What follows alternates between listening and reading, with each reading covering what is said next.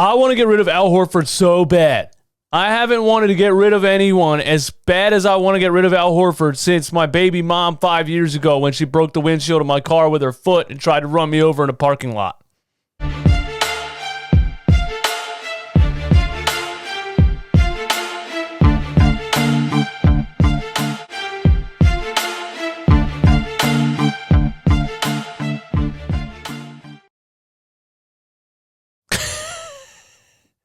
Wow, what an intro. The sad thing is that's a true story. All right, man, check it out. First thing I want to start with is a very bad tweet by Sixers Adam. Sixers Adam, if you don't know who he is, let me get to it real quick.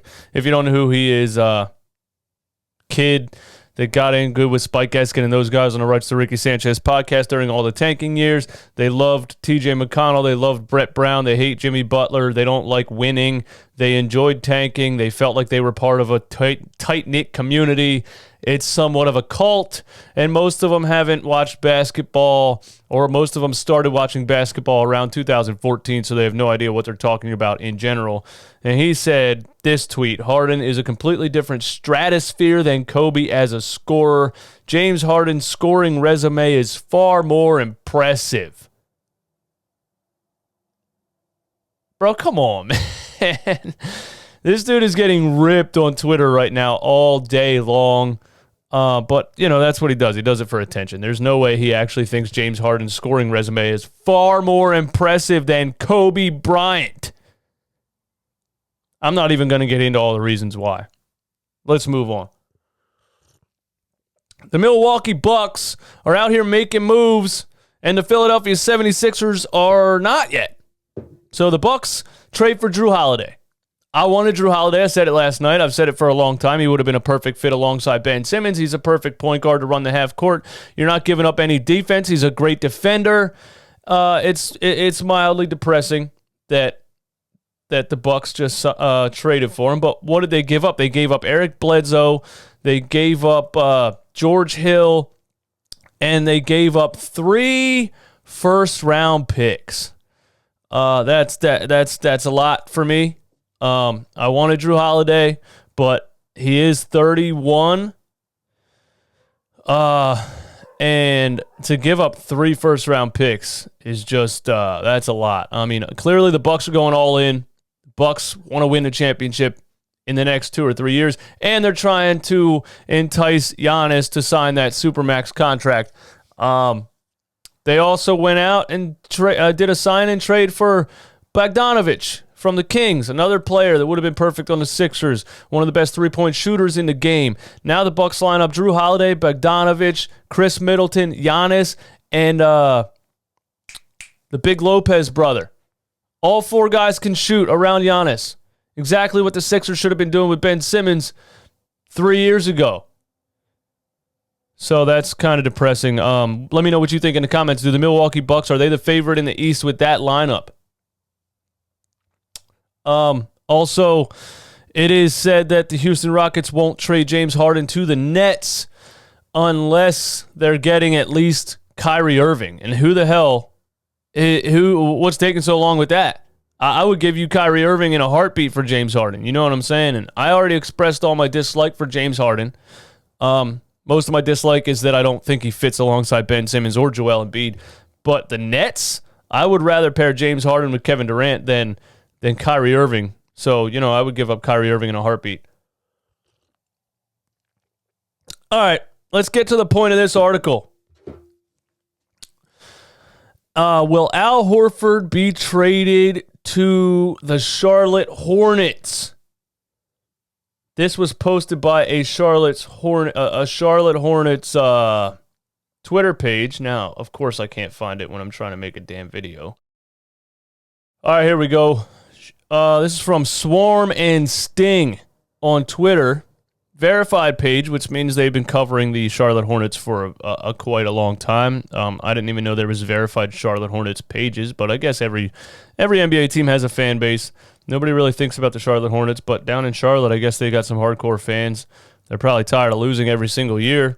They thought they had something with Kemba Walker. Nothing happened. He got traded. But anyway, let's read the article from Swarm and Sting. Fan-sided article by James Boo. I'll put the link in the description also. Charlotte Hornets, why an Al Horford trade makes perfect sense. This upcoming offseason, Mitch Kupchak and the Charlotte Hornets have a golden opportunity to make some smart transactions to benefit the Hornets' future. On the 10th of July, 2019, the Sixers officially welcomed Al Horford to their team on a 4-year, $109 million contract. Almost vomited right there. This decision was polarizing, to say the least. Given his age, 34 years old at the time of the signing, and fit next to cornerstones Embiid and Simmons, some of the larger concerns. And as you saw with the offensive rating of that team, it was a disaster move. And now the Sixers are struggling to move him. I'm sure Daryl Morey's on the horn. I'm sure he's trying. But who wants it, you know? You're almost not going to get anything in return. You almost have to give up the number 21 pick just to get rid of that Al Horford contract so that you can be a somewhat of a contender during free agency. However, many of the better basketball analysts believe the signing would immensely benefit the Sixers. Well, the better basketball analysts believe that signing would benefit the Sixers. Well, I got news for the better basketball analysts. They're actually the worst basketball analysts because they were 100% wrong. The 2020 season preview edition of Thinking Basketball podcast starring Ben Taylor and the Athletics' Dave DeFore involved two sharp basketball minds. Sharp! Who thought Al Horford would make the Sixers better alongside Joel Embiid, proclaiming the Sixers as championship contenders.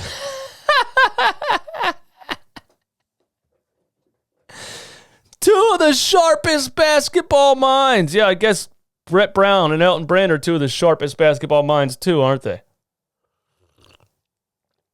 Oh, here's a quote from him. If I had to place a bet on a team that is most likely to win the NBA championship right now, I'd place it on the Sixers. That was last offseason. He thought the Sixers were favorites to win a championship, playing two centers and a power forward, and two power forwards and two centers.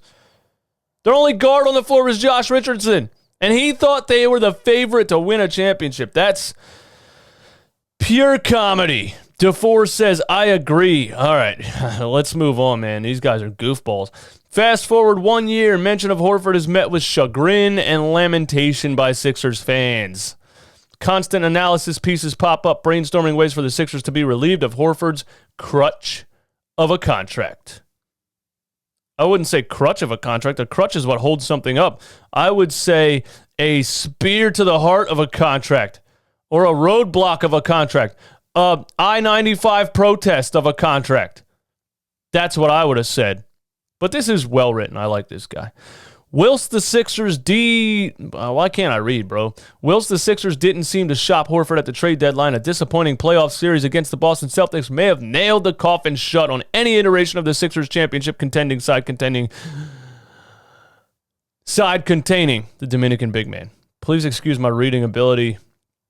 I'm working on my second cup of coffee. It's not kicked in yet. Therefore, the Sixers may feel inclined to trade Horford to another team rather than accolading $27 million worth of salary to their backup center position. Why is this relevant to our beloved Charlotte Hornets?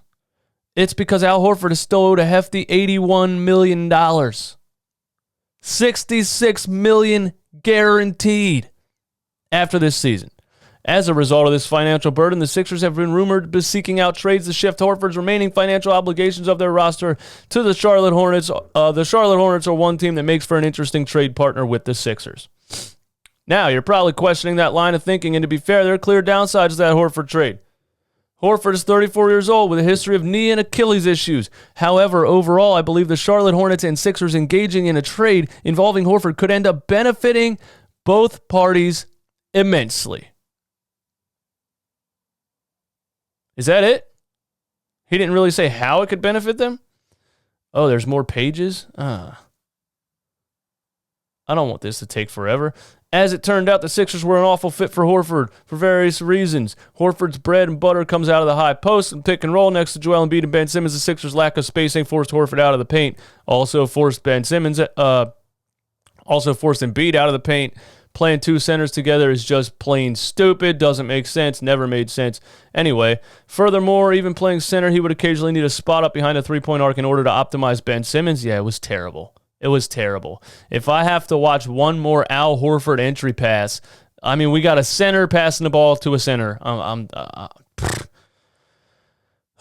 This will change on the Charlotte Hornets. The Hornets are a pick-and-roll based team with Devontae Graham, an absolute wizard at finding crevices in the defense and hitting his roll man with a pocket pass. Furthermore, the Hornets don't have any non-shooters in its rotation. Though Cody Martin and Malik Monk could stand to work on their jump shots, most of all, Horford will be playing the center position on the Hornets. Hey, you know what? I just thought of this. I was a big fan of Malik Monk in college. That Kentucky team, I believe, with De'Aaron Fox, right? And I thought he would be a high draft pick, and I wanted the Sixers to draft him in the top 10, and turns out, thank God they didn't, because how many years later he's basically a nobody in the NBA. But he is a nice shooter. If we could give them Horford and number 21 and get Malik Monk in return, I don't think I would mind that too much. Most of all, Horford will be playing the center position on the Hornets. Anyway, Horford's play in Orlando bubble was much better. See, Horford does have value. And I think if we can get a GM that understands that Horford's value was diminished because of all the bad fits on the Sixers team and that he still has value, we could possibly move this contract. If somebody does understand that. And does Al Horford at the center position make the Charlotte Hornets better? Yes, I believe he does. I believe his contract is insane.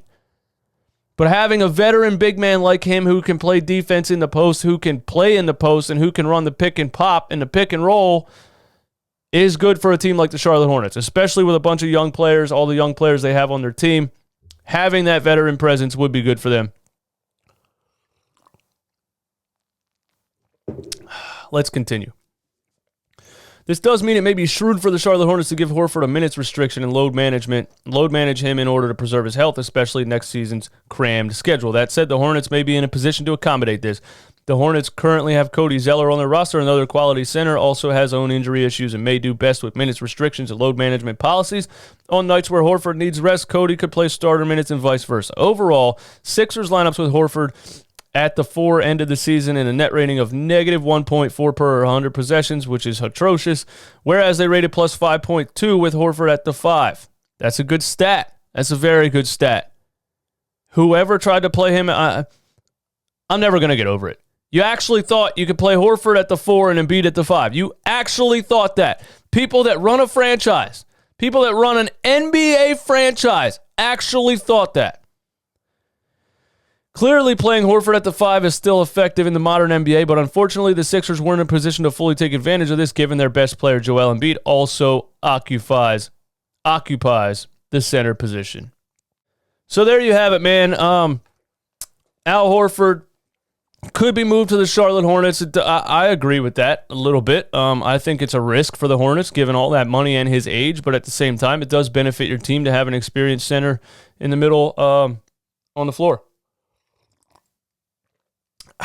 Let me know what you guys think. Give me all your thoughts and opinions in the comments. My name is DJ Eastwood. This is Run It Back. Hopefully Daryl Morey makes a move today. The Bucks are way ahead of us right now. We got things that I just don't want to go into next season with this same roster. But if we do go into next season with this same roster, I do still believe that you're going to see this team play a lot differently with a guy like Doc Rivers and a guy like Daryl Morey. Even if they can't move the Horford contract or the Tobias contract, they're going to put other players around them. The bench is going to look different. Maybe you even bring Trey Burke back. I don't know what his contract looks like, but the bench is going to look different. The entire philosophy will look different. The way these players are used is going to look different. There's going to be an offensive system with Dave Yeager and all these guys running everything. There's going to be a lot more creativity. A lot more thought is going to go into what happens on the court on the offensive side of the ball. Not just a bunch of standing around. Tobias Harris ISO, Al Horford step back threes. You know what I mean? It's disgusting. You're not going to see that anymore. So I do think you're going to see all of these players perform better in this system with this all-star lineup of coaches. But I would still prefer to move the Al Horford contract. I'll send him to Charlotte and get a bag of chips in return. Just give me a bag of chips and a Cam Newton hat. Cam Newton's not in Charlotte anymore either. Thank you guys for watching. DJ Eastwood, run it back, man. Peace!